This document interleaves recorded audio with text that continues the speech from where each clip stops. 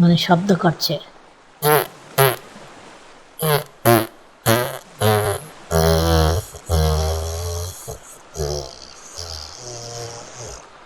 ঠাকুমা রেগে যাচ্ছে, কিরে কিসের শব্দ?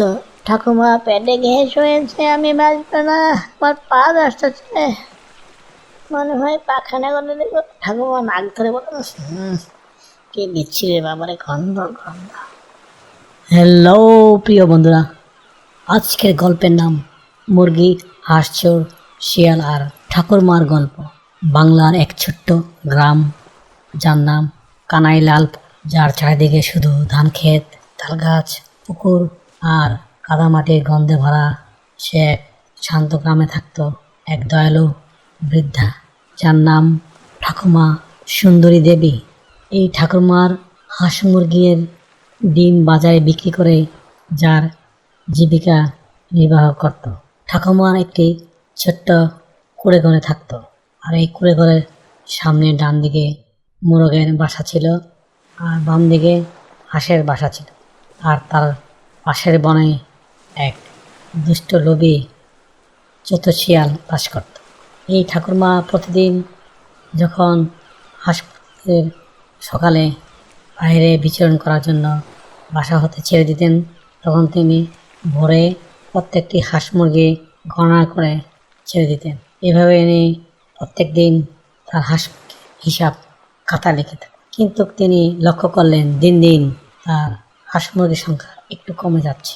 তিনি খুব শান্ত স্বভাবের এবং স্থির ছিল, তাই তিনি কাকে এই কথা না বলে তিনি নিজেই একা একা চিন্তা করলো যে আসলে ঘটনাটা কি, কেন দিন দিন হাঁস মুরগির সংখ্যা কমে যাচ্ছে।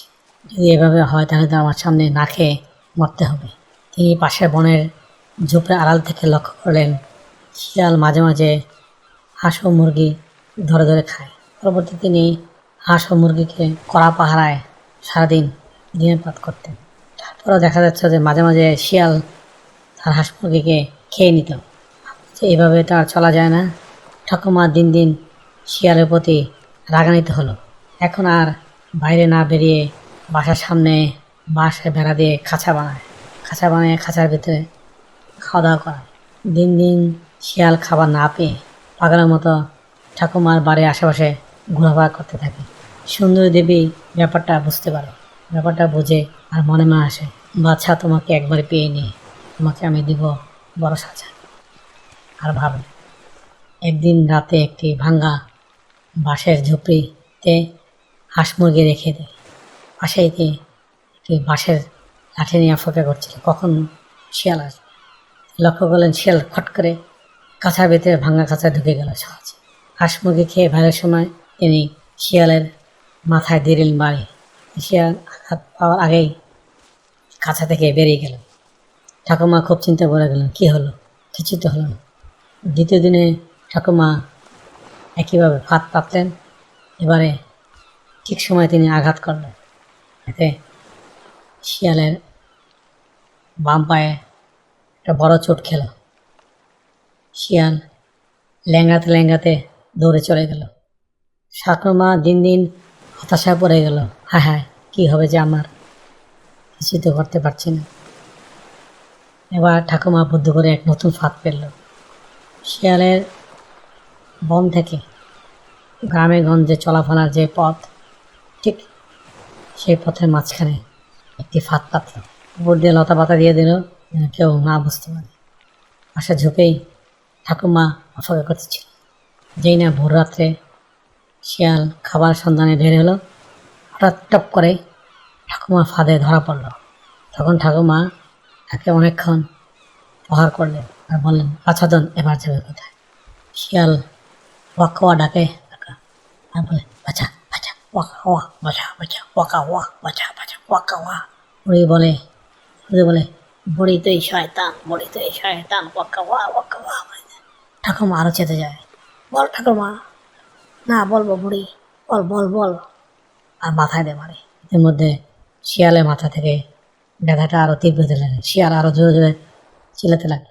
বুড়ি শিয়ালকে ভালো করে বেঁধে বলে, বাবা চাঁদন, আজকে তোকে মেরেই ফেলবো, লড়াচড়া করবে, শব্দ করলে তো মানুষ এসে তোকে আর বেশি মারবে, চুপচাপ থাকবে।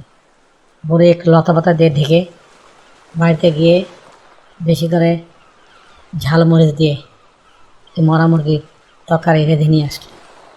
এনে শিয়ালকে বলল, খা। শিয়াল ক্ষুধার্ত। শিয়াল বলল, ঠাকুমা, তুমি এত ভালো, তুমি মহান। বুড়ি মিষ্টি আসে আর বলে, বাছাধন, একবার খেয়ে দেবে। খাওয়া দাওয়ার সাথে সাথে শিয়াল গোগ্রাসে গিলতে থাকলে, আর খাওয়ার সময় খুব বিকট শব্দ হয়। ঠাকুমা বলল, বাছাধন, শব্দ বেশি করো না, মানুষ এসে গেলে কিন্তু তোমাকে মেরেই ফেলবে। শিয়াল হঠাৎ করে চিৎকার করে উঠলো, ও বাবা, জাল জাল ঠাকুমা, জাল জাল জাল জাল। আর ঠাকুমা রস করে বলছে, বাছাধন, এ তো ঝাল না, এ তোমার মুখে হয়েছে খাল। ঠাকুমা, খাল কি? মুখ তোমার জ্বলে গেছে, খাল হয়েছে, খাল খাল। এবার শিয়াল আর খেতে চায় না। না, আমি খাবো না, না আমি খাবো না, আমার খুব খারাপ লাগছে, আমাকে বাঁচাও।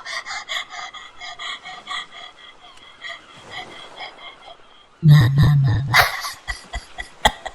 শিয়াল খুবই ক্রন্দন কণ্ঠে বলছে, আমাকে বাঁচাও ঠাকুমা, ঠাকুমা। ঠাকুমা কোনো মাথায় তাকে আর রেহাই দিচ্ছে না। শিয়াল এবার রেগে বলছে, বলি শয়তান, বলি শয়তান, বলি শয়তান, মার মার মার। শিয়াল আবার রেগে যাচ্ছে, আর রেগে যাচ্ছে, সাথে সাথে ঠাকুমা আর রেগে যাচ্ছে, আর দোঘা বসিয়ে দিল পিঠে। শালা শয়তান শিয়াল, আমার হাঁস মুরগি খেয়ে তুই প্রায় অর্ধেক করে দিয়েছিস, তো আজকে 2 দিন, আমার কি 3 দিন, তোকে আজকে শেষ করব। ধূপ ধাপ মারতে থাকে আর বলে, ঠাকুমা বলছে, এই শিয়াল, এই গাধার বাচ্চা, ছাগলের বাচ্চা, গরুর বাচ্চা, হাঁসের বাচ্চা, বাচ্চা বাচ্চা বাচ্চা, কি করবে এখন বল? শিয়াল বেদনাময় কণ্ঠে বলল, ঠাকুমা, ঠাকুমা, আমাকে ছেড়ে দাও, আমি আছি বিপদে, আমার সমস্ত শরীর ব্যথা করছে।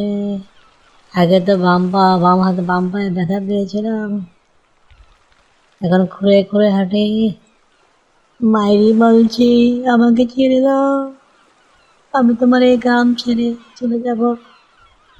বল, কোথায় যাবে, কোথায় যাবে, বল বল বল।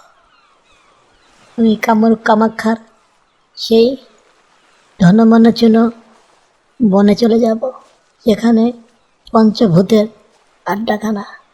ঠাকুমা রেগে গিয়ে বলল, সত্যি যাবি, সত্যি যাবি, বল, নাকি তোকে আজকে শেষ করে দেবে। শিয়াল আরো বেদনা কণ্ঠে বলল, না ঠাকুমা, না, আমাকে আমাকে বেরো না, আমাকে ছেড়ে দাও, ওকে অনেক ঝাল ঝাল। এদিকে ঠাকুমার মরা মুরগি খেয়ে শিয়ালের পেটে ঘ্যাস হয়ে গেল। শিয়াল একটু পরে পরে শব্দ করছে।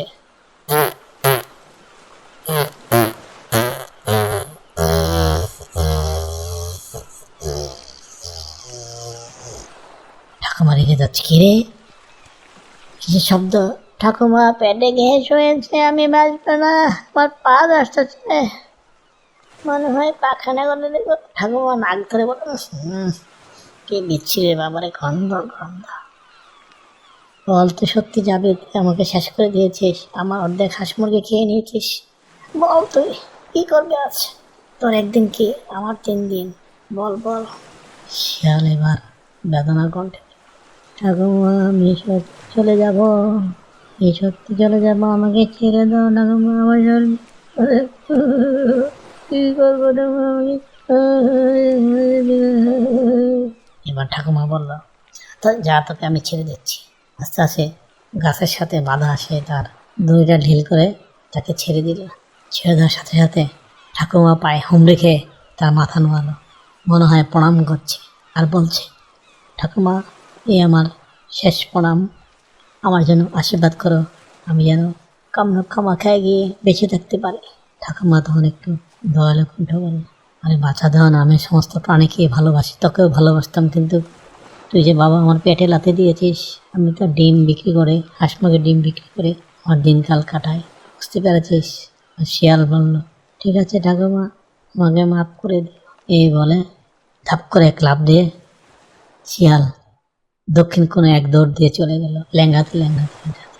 সে যতই দূরে যাচ্ছে আর একটু শব্দ যেন বেশি হচ্ছে। তুমি ঠাকুমা, তুমি শয়তান বুড়ি, শয়তান বুড়ি রে, শয়তান বুড়ি, শয়তান বুড়ি,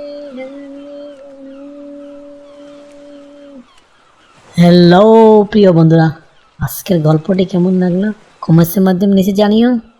আবারও দেখা হবে অন্য কোনো গল্পে। Thank you for watching. Please subscribe.